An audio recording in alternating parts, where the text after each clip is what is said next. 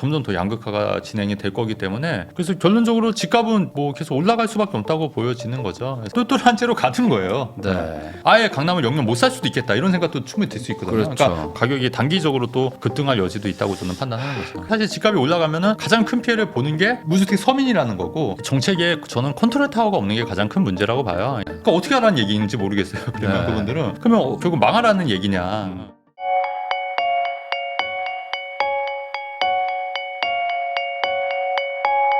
갑자기 또 생각난 게 대출 규제 있지 않습니까? 네네네. 대출 규제. 지금은 약간 좀 막는 거, 뭐 상품을 없애는 거, 뭐 이런 걸 하지만 LTV랑 DSR을 지금 건드리지는 않고 가잖아요. 네네. 근데 만약에 이제 뭐 어떻게 뭐 또 정권이 뭐 바뀐다든지 막 이렇게 되면은 과거처럼 아예 LTV를 뭐 50% 30% 이런 식으로 낮춰버리는 정책을 쓸 수도 있지 않습니까? 만약에. 그럴 수 있죠. 네, 충분히 네, 그럴 수 그렇게 있죠. 되면은 어떤 일이 일어날까요? 왜냐면 이제 네네. 그러면 투자 자체가 안 되는 그런 그렇죠. 분들도 네. 많아질 텐데 그렇죠. 네. 그러면 전세를 끼고 사야 되고. 그렇죠. 일반적으로 근데, 네. 근데 전세는 또 계약갱신 청구권을 만약에 그렇죠. 뭐 이렇게 무한으로 한다든지 그렇죠. 이래버리면 이제 어떻게 되는 건가? 이것도 좀 되게 복잡할 것 같습니다. 맞아요. 그러면 이제 대출이 안 나오면은 이제 순전히 이제 자기 돈으로 사야 되니까 이제 네. 그렇게 되면은 내 집 마련을 대출 좀 젊으신 분들이 좀 타격을 많이 볼 것 같아요. 그러니까 이제 아무래도 좀 젊으신 분고 소득이 이제 늘어나시는 분들은 대출을 많이 받아서 내 집 마련을 했다면 이제 그게 안 되지 않습니까? 네. 그러면 이제 자기가 이제 더 좋은데 사고 싶은데 그다음에 돈도 많이 벌어요. 그래서 충분히 살 수가 있고 갚을 능력도 되는데 못하게 하는 거잖아요. 그러면 네. 이제 거기에 맞춰서 이제 집을 살 수밖에 없는 거겠죠. 그러면 예전에 뭐 10억짜리 집을 봤다고 하면은 뭐 5억짜리 집을 보거나 이제 낮춰서 들어가거나 아니면 이제 이분들이 그냥 안 사고 그냥 전세로만 네. 거주할 수도 있겠고 이제 전세 중에서도 이제 좋은 데로만 거주하려다 보니까 그렇게 되면 또 전세가 올라가겠죠.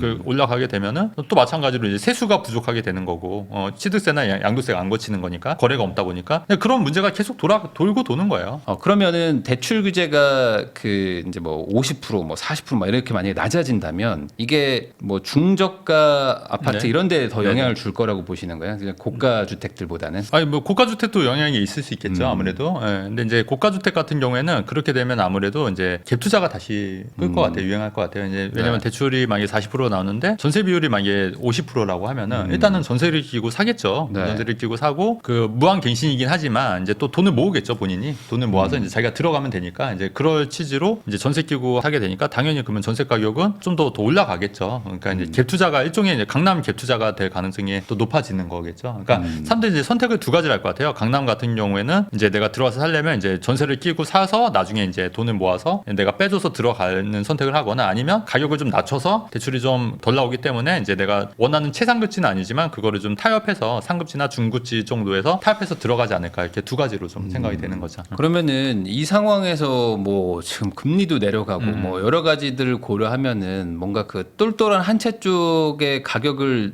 낮추는 게 쉽지가 않네요 지금. 그렇죠. 뭔가. 예. 그래서 다 이제 그 정책이나 이런 방향이 결국은 똘똘한 채로 가는 거예요. 네. 그래서 이거를 빨리 캐치하신 분들 예전에 저도 좀 깜짝 놀랐던 게 예전에 그 문재인 정권 때 초반에 강남 아파트를 막 사시는 분이 계셨거든요. 근데 네. 그 이런 8일 대책 나오자마자 사러 가시는 그렇죠. 분들 그런 분들 많아요. 많았잖아요. 그러니까 지금도 마찬가지로 만약에 이렇게 되면은 점점 더 양극화가 진행이 될 거기 때문에 또 그런 식으로 되잖아요. 그다음에 자꾸 대출 규제하고 하면은 아예 강남을 영영 못 살 수도 있겠다 이런 생각도 충분히 들 수 있거든요. 그렇죠. 그러니까 빨리 규제가 막히기 전에 사야겠다 이런 생각도 충분히 할 수 있기 때문에 쏠림 현상이 생길 수 그렇죠. 있다. 그런 쏠림 현상 때문에 또 가격이 단기적으로 또 급등할 여지도 있다고 저는 판단하는 거죠. 그러니까 저도 개인적으로 뭔가 이게 규제 다주택 같은 걸 좀 풀어야지만 맞아요. 지방도 좀 살고 맞아요. 그래서 지방이 좀 살아야 뭐 이 서울에 쏠리는 것이 좀 절로 분산되면서 그럼요. 좀 뭐 1억 오를 거 5천 오르고 그렇죠. 뭐 3천 오르고 이렇게 좀 낮아질 그렇죠. 것 같은데 이게 상황이 쉽지는 않은 뭐 좀 꼬여 있는 게 있긴 있습니다. 근데 어차피 말 안 듣잖아요, 우리.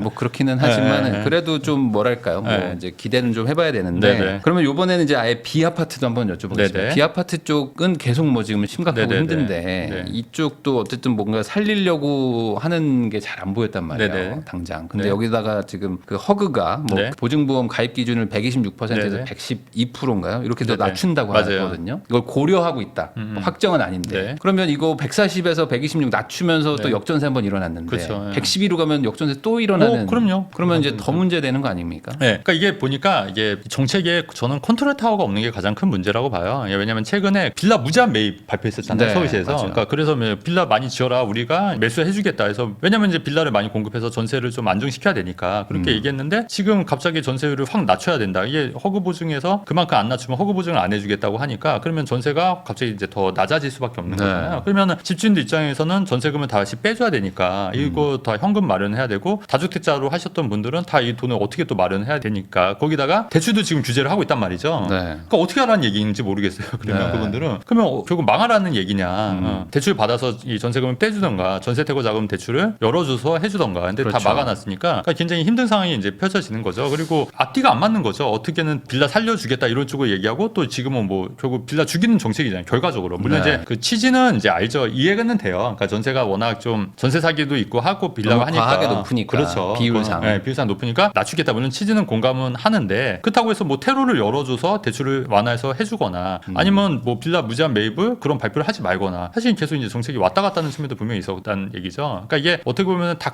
제각각이니까 정책이 일관되지가 않은 게 가장 큰 문제다. 그래서 만약에 그게 시행이 되면은 아무래도 좀 역전세 여파가 좀 크고 또 사회적인 문제가 될 수도 있겠다 이렇게 생각하는 거죠. 아무래도 이제 보증을 안 들어주면 그 임차인들 입장에서는 또 안 들어오려고 하고 가뜩이나 전세에 들어오는 것도 불안해하는데 보증도 안 된다고 하면은 안 되니까 네네. 그러면 이제 뭐 반전세 뭐 이런 걸 돌려야 될 텐데 그렇죠. 그런 것도 싫어하시는 분들도 많고 그렇죠. 네. 그럼 결국에 이 빌라 쪽에서 해결책은 그 네. 전세가 뭐 예를 들어 빠졌더라도 네네. 기존 전세만큼 대출을 뭐 일시적으로 좀 해줘야죠. 해줘서라도 네, 그렇죠. 월세로 전환시켜 놓고 그렇죠. 그래서 네, 우선 네. 무너지지 않게 해놓고 그렇죠. 그다음에 뭔가 네. 좀 상황을 봐야 되는데 그렇죠. 네. 그게 지금 안 되잖아요. 그렇죠. 그 부분이. 예. 그 테러를 맞아요. 만들어줘야 되는 게 맞아요. 네, 핵심인 근데 것 지금 같아요. 그게 예. 안 되다 보니까 네. 그냥 계속 지금 이렇게 경매로 넘어가고 있는 그렇죠. 상황인데 이것도 지금 뭔가 해결 방법은 쉽지 않겠네요. 그러니까 착공이 이게- 지금 반토막 뭐 거의 그렇죠. 뭐 10분의 1 토막 이렇게 돼버려가지고. 그래서 그렇죠. 이제 그래서 어떤 분들은 만약에 그 빌라 무제한 매입 발표 나고 나서 빌라 가격이 오를 거다 이렇게 예상하셨던 유튜버 분들도 계셨어요. 네. 근데 이제 저는 좀 다른 생각이었거든요. 왜냐면은 빌라 무제한 매입을 하게 되면은 또 이게 또 날림 공사도 많이 생길 수 있고 네. 그냥 무제한 매입한다고 하니까 사실은 그냥 팔면 되니까 그냥 엄청나게 빨리 날림 공사를 할 가능성도 있고 네. 그런 문제가 있을 수 있다고 저는 판단을 했기 때문에 좀 빌라 투자를 좀 권유를 좀 반대를 많이 한 편이었거든요. 사실은. 예. 근데 사실 이제 이런 일이 발생하게 되니까 또 이제 경매로 넘어가게 되면 또 가격이 내려가게 되고 빌라를 소유했던 분들 입장에서는 굉장히 좀 손해가 좀 막심해질 수 있다는 거죠. 그렇게 되면 굉장히 이것도 뭐 안 좋은데 이거를 이제 뭐 계속 얘기를 하는 수밖에 없겠죠. 계속 얘기를 해서 아까 말씀하신 대로 그 이만큼 빠진 그 전세금만큼 뭐 대출을 뭐 채워서 뭐 테러를 열어주거나 뭐 이런 정책들이 좀 계속 좀 만들어져서 서로 좀 보완해서 약간 연착륙할 수 있도록 좀 도와줘야 되는 게 맞다고 봐요. 네, 뭐 특별 자금을 만들어서 뭐 그쵸. 신용 대출로 그러니까 뭐 담보 아니라 네네. 뭐 신용으로 빌려주든지 뭐 그렇죠. 어떻게 해서 네. 그걸 좀 터지지 않게 해야 그렇죠, 되는데 지금은 그냥 이제 터지게 놔두는 개념처럼 맞아요. 가버려서 이제 네. 더 커진 것 같기도 합니다. 그러면은 지금 비아파트도 공급이 네. 좀 덜 되고 네. 그리고 이제 뭐 아파트도 공급이 덜 되고 네. 그거 어떻게 해야 됩니까? 그러니까, 어떻게 해야 돼요? 지금 그래서 이 상황에서 뭐 전세도 막 네. 올라갈 거고 그렇죠. 금리는 내려가고 그렇죠. 네. 그래서 결론적으로 집값은 뭐 계속 올라갈 수밖에 없다고 보여지는 거죠. 그래서 어떤 외부적으로 네. 뭐 경제 위기가 오거나 그런 거 아니면 그렇죠. 그렇게 되고 그다음에 탄핵 정국도 또 어느 정도 되면 또 안정이 될 거예요. 탄핵 정국 네. 어느 정도 안정이 될 거긴 한데 근데 이제 그게 또 우리나라 또 갑자기 뭐 IMF처럼 뭐 그렇게 될 가능성은 없고 이게 왜냐면 이제 일시적인 거지 않습니까? 정치적인 거고 뭐 경제랑은 전혀 상관이 없는 거니까 이제 그렇게 판단이 되어지는 거긴 한데 다만 아까도 말씀드렸듯이 이제 보유세 부분은 또 올라가는 게 있으니까 그래서 이제 제가 볼 때는 그렇다고 해서 너무 또 이렇게 뭐 현상에서 다주택자로 가는 것보다는 아까 말씀드렸듯이 뭐 똘똘한 한 채라든가 뭐 일시적 1세대 2주택을 활용한 거라든가 뭐 이런 쪽으로 좀 접근하시는 게 좀 맞으실 것 같다는 생각이 듭니다. 보유세가 지금보다는 좀 올라갈 확률이 높겠죠. 만약에 뭐 어떤 네네. 뭐 정권이 뭐 바뀌거나 만약에 이렇게 된다면 그렇죠. 아무래도 그 1주택자여도 조금은 뭐 올라가는 정도로 그렇죠. 이제 다주택자는 좀 많이 올라가고 그 이재명 대표 예전에 그 공약들 제가 좀 찾아보니까 그 네. 우리 종부세 같은 경우에는 인당 9억까지잖아요 공시지가가 근데 네. 그러다 보니까 이제 그 부부 명의면 18억이니까 거의 한 30억 정도까지는 종부세에 해당이 안 되는 거예요 개인으로 네. 했을 때는 근데 이제 이재명 대표는 이게 국토 보유세라는 개념은 뭐냐면 그냥 무조건 토지나 이제 집이 있는 거는 세금을 걷겠다는 거예요 금액에 상관없이 그러니까 네. 이제 우리가 이제 종부세 같은 경우 허들이 분명히 있었단 말이죠. 근데 이제 이게 이재명 대표 공약이 이제 국토 보유세는 그냥 무조건 또 땅 있고 토지나 이제 집이 있으면 세금을 걷겠다는 거니까 이게 이제 재산세 같은 개념으로 더 늘어나는 거겠죠. 그래서 그 돈을 어떻게 할 거냐, 뭐 사람들한테 다시 주겠다는 거예요. 네. 다시 이제 퍼주겠다는 거죠. 근데 사실 이게 우리가 해봤지 않습니까? 그 코로나 때. 그러니까 그러면 어떤 일이 벌어지냐면 물가가 많이 오르고, 그죠? 그다음에 네. 인플레이션이 일어나고 집값이 계속 올랐잖아요. 이게 돈을 풀게 되면은. 그래서 사실 공짜 복지라는 건 없어요. 근데 이제 그거를 마치 이제 공짜 복지처럼 얘기를 해서 풀겠다는 얘기인데, 그렇게 되면 당연히 또 한편으로는 또 집값은 또 올라가는 거죠. 근데 사실 집값이 올라가면은 가장 큰 피해를 보는 게 누구냐는 거죠. 결국은 이제 무주택 서민이라는 거고, 네. 매매가, 전세가, 월세 다 오르게 되면은 결국 피해를 보는 게 가장 큰 게 서민들이거든요. 그래서 이런 정책들이 사실은 뭐 서민들을 위한 정책 같지만 제가 누차 말씀드리지만 이게 사실 그렇지 않다는 말씀 계속 드리는 거예요. 근데 이런 부분을 좀 잘 이해하셨으면 좋겠다, 이런 말씀 좀 드리는 거죠. 그러면은 이제 뭐 네. 부동산 말고 한번 그냥 여쭤보겠습니다. 네. 뭐 요즘에는 뭐 다양한 투자처들도 많고 하다 보니까 뭐 부동산 말고 다른 거에 투자하고 계신 게 있나요? 최근에 이제 저도 해외 주식을 좀 들어갔어요. 해외 주식. 네. 그래서 이제 테슬라랑 그 뭐 엔비디아 좀 들어갔는데 이제 네. 트럼프 되고 나서 그 테슬라 좀 올랐더라고요, 많이. 네. 그래서 네. 이제 보고 있고. 근데 확실히 이제 사람들이 이제 왜 해외 주식 하는지 알 것 같은 게 거의 그 안 떨어지더라고요. 안정적이에요. 안정적이더라고요. 꾸준히 그냥 가더라고요. 네. 꾸준히. 신기했던 것 같고. 근데 우리나라 워낙 이게 변동이 크지 않습니까? 그리고 최근에 이제 국내 주식도 좀 했었는데 이제 근데 왜냐면 저도 이제 다주택자 투자자다 보니까 이제 부동산 투자도 하고 있는데 이제 뭐 취득세 때문이라도 부동산 늘리기엔 좀 사실 좀 한계가 있으니까. 사실 다주택자가 집을 늘리지 못한 지가 꽤 됐죠. 한 3, 4년 정도는 됐죠. 그렇죠, 맞습니다. 네. 네. 그래서 이제 그거를 좀 하고 이제 그거 대안으로 저도 이제 주식을 좀 보고 있는데. 어떻게 해보시니까 테슬라, 네, 테슬라 괜찮은 집 사는 것 것보다 나아요? 근데 꼭 그렇지는 않은 것 같아요. 왜냐하면 이게 그 네. 주식은 아시다시피 그 전 재산이 들어가는 건 아니잖아요. 네. 그리고 이제 부동산 같은 경우에 그래도 이제 목돈이 들어가는 거니까 네. 그래도 이제 상수율이 큰데 뭐 물론 이제 상수율은 이제 있는데 주식은 이제 돈이 좀 작으니까 그렇게 막 예, 드라마틱한 뭐 수익률, 그러니까 수익률은 좋지만 그 금액이 크진 않더라, 이런. 절대 금액이 작다. 그렇죠, 절대 금액이 작은 거고. 그다음에 최근에 그 네이버랑 그 두산 그다음에 뭐 삼성전자, 농심 뭐 이렇게 네 종목을 했는데 네이버도 한 20% 올랐어요. 네이버 네이버도. 좀 올랐죠. 네, 최근에 이제 네이버 같은 경우에는 또 AI 쪽으로 좀 많이 발달할 것 같고 또 많이 보니까 차트상 좀 많이 거의 뭐 바닥이었더라고요. 그래서 좀 들어왔었던 것 같고, 그다음에 사실 두산은 모 유튜버 보고 그냥 했거든요. 아시잖아요. 네. 저희 나오셨던 분. 네. 그분 믿고 했는데 그 수익률 50% 난 거예요. 두산에 올인하셨던. 네. 그래서 저도 이제 그것 때문에 그래서 50% 나서 좀 일부 이제 정리했습니다. 그래서 그랬고 이제 또 그다음에 그 삼성전자도 들어왔는데 삼성전자 요새 워낙 안 좋으니까 그거는 좀 이제 마이너스고, 그 농심은 들어왔는데 농심은 이제 제가 찾은 종목인데 농심은 왜 샀냐면 혹시 그거 아세요? 그 투움바 파스타라고. 아세요? 네. 그게 이제 하잖아요. 근데 이제 불닭볶음면 때문에 삼양라면이 엄청 떴잖아요. 그래서 저는 이제 그 투움바 파스타로 혹시 이게 세계적으로 한번 뜨지 않을까? 될까 하고 샀는데 아직 마이너스야, 아직. 근데 이게 참 주식이 네. 해보면 뭐 네. 지금은 뭐 세금도 없고 네.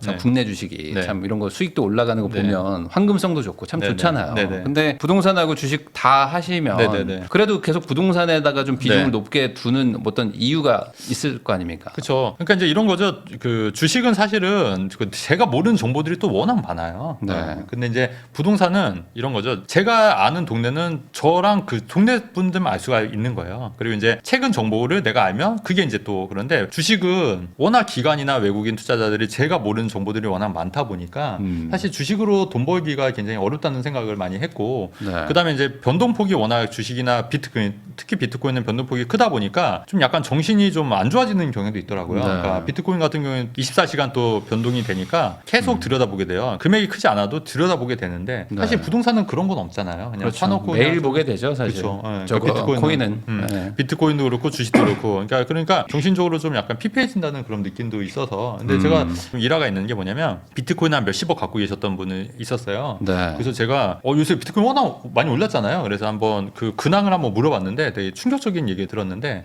팬이 됐다는 거예요. 왜요? 왜 그러냐면 그 비트코인은 뭐 스테이블 코인 같은데 돈 예치를 했다는, 그때도 항상 그런 얘기를 했었거든요. 근데 그 스테이블 예치한 거기 대표가 자살을 했다는 거예요. 그 돈이 그냥 하나도 비트코인 못 받는다고. 그래서 그 몇십억의 자산을 지금 말 갖고 있으면 한 100억 정도 됐을 건데 날라간 거예요. 그래서 완전히 팬이 됐다는 얘기를 듣고 또 주변에서 상담하시는 분들 얘기 들어보면은 비트코인으로 10억 벌었다가 또 10억 잃으신 분들 계세요. 그러니까 이게 꼭 버는 거냐. 또 주식도 제가 보면은 물론 잘 버신 분도 있지만은 이게 본인이 이제 그릇이 안 되면 벌었다가도 또 다 날리더라고요 이게. 예. 그런 분들 굉장히 많이 보니까. 또 금방 오르면 또 금방 내려가는 게 또 그렇죠. 그런 순리니까 네, 거기서 또 못 나오면 이제 그쵸. 또 이제 그쵸. 물리는 네. 거죠. 그리고 내가 돈을 따도 아 내가 이거 막 1억 했는데 막 2억이 됐으면 아 내가 2억 넣었으면 4억 됐을 텐데. 네. 또 이런 또 심리가 발동이 되잖아요. 그러니까 이게 사실 저는 이제 투자가 굉장히 이런 또 심리 싸움도 맞다고 보기 때문에 이게 잘 안 되시는 분들은 투자하기 굉장히 어렵고 하시면 안 된다 이런 생각도 좀 일부 갖고 있어서 네. 네, 그렇게 되면은 이게 꼭 수익이 안 나는 경우도 굉장히 많더라. 또 네. 이런 것도 좀 참고하시면 좋을 것 같습니다. 네. 네. 아니 저희 댓글에도 뭐 코인, 뭐 알트코인 같은 거 하신 분인 것 같은데 네. 플러스 20% 나가지고 네. 기분 좋게 잠들었는데 아침에 눈 뜨니까 마이너스 50%였다고. 그래서 도대체 이게 뭐냐고 플러스 20 벌고 네네. 잤는데 아침에 뜨니까 반토막이 나 있더래요. 네. 하루 만에. 그래서 이거 뭐지? 그리고 요번에 그 막 던졌던 분들도 많고 막 반토막 날 때 막 개업 그쵸, 막 그쵸. 이러니까 네, 막 그쵸. 다 던지고 이랬나 봐요. 그쵸. 또 초보자분들. 그쵸, 그쵸. 그걸 또 이제 막 들어가서 샀던 분들도 그쵸. 또 있고. 그쵸. 그러니까 이게 정신 건강에 좀 힘든 맞아요. 건 분명히 있는 맞아요. 것 같습니다. 근데 그럼에도 불구하고 뭐 장기 투자 이런 개념으로 접근하면 좀 낫지 않을까요? 그쵸, 뭐 근데 아예 테슬라를 믿고 그냥 가는 거죠. 그냥. 그렇죠. 그것도 괜찮은데 근데 사람들 보니까 제가 투자 저도 오래 하다 보니까 느끼는 게 뭐냐면 이게 사람 마음이 진짜 갈 때예요, 갈 때. 네. 네, 계속 왔다 갔다 하지 않습니까? 뭐 불량님도 그렇잖아요. 네. 또 왔다 갔다 하고 그래서. 내 건 가만히 있는데 옆에 게 올라갈 때 미치는 거죠. 그게 미치는 거죠. 또 상대적으로 또 그런 것도 네. 있고 또 욕심을 안 내려고 하지만 또 욕심이 나는 게 또 사람이기 때문에 네. 그게 참 어려운 것 같아요. 그래서 저는 투자는 일종의 약간 심신수령 같기도 해요. 심신수령에서 욕심을 좀 내려놓고 또 이렇게 남들이 막 이렇게 흥분할 때 좀 약간 침착해야 되는 것도 있고 그런 면이 있기 때문에 투자를 또 오래 하면은 좀 심신수령도 되고 또 약간 도인이 된다는 그런 느낌도 있고 좀 그런 거 있는 것 같아요. 맞아요. 보면은 그 네. 막 열광할 때 네. 들어가서 조금 더 먹고 나올 수도 네네. 있지만 보통은 다 이제 전혀 관심 없는데 그렇죠. 그런 데 가서 시작해가지고 그렇죠. 남들 관심 가질 때 나와서 이제 크게 먹는 게 더 그렇죠. 마음 네. 편하긴 하죠. 근데 참 그게 어려운 것 같습니다. 대부분 이제 올라갈 때 네. 같이 타고 가고 싶은 게 그렇죠. 사람의 사람 마음이니까. 그래서 그런 것들까지 고려하면은 이제 상대적으로 이제 뭐 부동산이 그런 거에서 좀 편한 게 있었더라 네, 이런 얘기를 맞습니다. 하신 거죠. 근데 그럼에도 불구하고 사실 근데 돈이 적은 분들 입장에서는 부동산이 이제 접근이 잘 안 되니까 네네. 그러면 그냥 제가 궁금한 겁니다. 분양권 투자. 네네네. 지금 분양권 지방 네. 분양권은 괜찮을 수 있을까요? 지방 그러니까 분양권. 지방 말고 저는 이제 그래도 준수도권이라는 개념을 제가 좀 너무 크니까 그쵸? 금액대가. 네, 그쵸. 네. 그래서 준수도권에 보시면 한 뭐 26평이 뭐 분양가 2억대 이런 것도 있어요. 그런 것도 괜찮을까요? 저는 괜찮다고 봐요. 신축이고 그런 네. 것도 2억대, 3억대 이런 거는 또 이게 워낙 공사비가 올랐으니까. 그렇죠. 네. 네, 그런 것도 괜찮다고 보기 때문에 돈이 정말 없으신 분들은 그런 것도 한번 눈여겨 보시면 좋을 것 같아요. 그러니까 돈이 있으신 분들은 뭐 주택수 때문에 하시면 안 되고요. 왜냐면은 네. 이거 샀다가 나중에 뭐 서울이나 강남 갈아탈 때 이거 이제 걸림돌이 될 수 있지 않습니까? 네. 그러니까 그런 분들은 하시지 마시고 진짜 돈이 내가 진짜 한 뭐 2, 3천, 4, 5천 있다. 물론 이제 이거 방송 보시고 뭐 그러시면 안 되겠지만 그래도 이제 돈이 정말 없는데 하고 싶다 이런 분들은 전혀 뭐 못할 수 있는 건 아니에요. 그리고 이제 실제로 어떤 일이 있냐면 옥정 신도시 있지 않습니까? 네. 입주할 때 그때도 좀 약간 좀 가격이 흔들렸거든요. 근데 네. 지금은 다 1억 5천 정도 올랐어요. 그러니까 3억 7천 정도 분양가였던 게 지금 다 5억 정도 하는데 그때 심지어 무주택자들은 돈이 아예 안 들어왔었어요. 왜냐면 감정가 자체가 5억이 잡힌 거예요. 분양가 3억 7천인데. 그러면 뭐 그렇죠. 다, 대출이 3억 네, 5천, 네, 네. 70%에도 나오니까 그러니까 돈이 안 들어서 하신 분들 물론 계세요. 근데 돈이 안 들어왔는데 1억 5천 올랐다? 그러면 그것도 뭐 나쁘진 않잖아요. 그렇죠. 그러니까 돈이 많다고 부동산 투자를 할 수가 있고 돈이 없다고 부동산 투자를 안 하는 건 아니더라. 근데 저는 이제 그런 경험을 예전부터 했으니까 그래서 그런 것도 가능하다. 결국에 이제 투자를 하려고 마음 먹고 잘 찾아보면은 기회는 항상 있는데 그렇죠. 이제 내가 깊게 안 들어가니까 남들 하는 것만 보면은 그렇죠. 기회가 없어 보이는 그렇죠. 것 같기도 하고 그렇죠. 남들 올라가는 것만 같이 따라가는 것 같기도 그렇죠. 합니다. 그러면은 마지막으로 하나 여쭤보겠습니다. 지금 어쨌든 이게 시장이 참 이게 참 되게 혼란스럽고 이런 상황에서 뭐 부동산 뭐 코인 할 거 없이 다 똑같은 마음이실 것 같아요. 이렇게 투자를 하려고 하는 사람들한테 요럴 때는 좀 요거는 좀 잘 챙겨야 된다. 뭐 어떤 조언을 해주시면 좋을 것 같습니다. 저는 이제 저도 투자를 저도 2004년도부터 했으니까 네. 그래서 2020 그러니까 거의 20년 넘게 했지 않습니까? 저도 이제 물품을 이제 시작을 해서 이제 투자를 했기 때문에 이제 소액으로 이제 투자를 많이 했었고, 근데 저도 이제 그 2004년도 했으니까 부침도 굉장히 많았죠. 2008년 금융위기도 있었고, 2012년 그리스 위기도 있었고, 뭐 여러 가지 위기가 있었어요. 2014년 뭐 부동산 끝났다 뭐 이런 얘기도 있었고, 뭐 지금도 뭐 탄핵 정국이지 하지 않습니까? 근데 이제 중요한 게 뭐냐면 그 평정심을 유지하는 게 중요한 것 같아요. 평정심을. 잘 될 때 막 너무 흥분해서 막 무리하게 막 하신 분들 제가 많이 봤거든요. 근데 네. 그런 것도 아닌 것 같고 또 지금처럼 안 좋을 때 막 겁내서 못하고 막 헐값에 처분하고 또 이러신 분도 있거든요. 근데 이제 꼭 그런 것도 아닌 것 같고 이제 평정심을 유지를 하시는 게 중요할 것 같은데 근데 제 한편으로 생각하는 게 뭐냐면 평정심을 유지하기 위해서는 무리하지 않게 투자를 하는 게 중요한 것 같아요. 그러니까 너무 무리하게 투자를 하면은 이게 평정심을 가질 수가 없어요. 네. 그러니까 이제 그래서 제가 항상 말씀만 드리는 게 뭐냐면 너무 영끌하지 마셔라, 너무 무리하게 투자하지 말아라. 이런 말씀을 계속 드리는 이유도 변수가 워낙 많아요. 투자 세상에서는. 그런데 그런 변수들을 내가 좀 지키고 이겨내려면 이제 그 내가 투자할 수 있는 여력에서 조금만 덜해도 좀 지킬 수가 있더라고요. 그러려면 내가 항상 욕심을 내려놔야 된다. 예, 그런 생각이 들고 그래서 참 이게 투자가 심신을 수련하는 것도 있지만 또 이게 외로운 싸움이라고 저는 생각하거든요. 외로운 싸움. 그다음에 또 남들이 얘기를 또 경청해야 할 때도 있지만 또 남의 말을 안 들어야 할 때도 있다고 생각하거든요. 맞아요. 예, 그래서 그게 좀 어렵잖아요. 이게 그래서 우리 그 부장님도 이제 투자 많이 하셨으니까 공감하시잖아요. 그러니까 이게 그렇죠. 참 투자가 참 어려우면서도 재밌다 하지만 할만하다. 인생에 하면서 투자는 할만하다. 왜냐면 본인의 심신에도 도움이 된다. 이런 말씀 좀 드리는 거죠. 그리고 이제 길게 봐야 되는 것 같아요. 우선은 네. 너무 짧게 뭐 단기간에 내가 막 확 부자 되겠다라고 맞아요. 마음 먹는 순간 항상 무리를 하게 되더라고요. 맞습니다. 지금까지 미래를 읽다 투자자문 컨설팅의 최진권 대표님 모시고 최근 현장 분위기부터 이제 뭐 어떤 다른 투자처까지 다양한 얘기 한번 나눠봤습니다. 25년 부동산 전망이 쉽지는 않습니다. 쉽지는 않고 지금 변수도 너무 많기 때문에 이럴 때일수록 좀 돌다리 두드려 가면서 너무 무리하지 않는 투자를 하셨으면 좋겠다. 이렇게 정리할 수 있을 것 같습니다. 다시 한번 시청해 주셔서 감사하다는 말씀 전하면서 저도 대표님하고 인사 나누겠습니다. 오늘 나와주셔서 감사드립니다. 네, 감사합니다.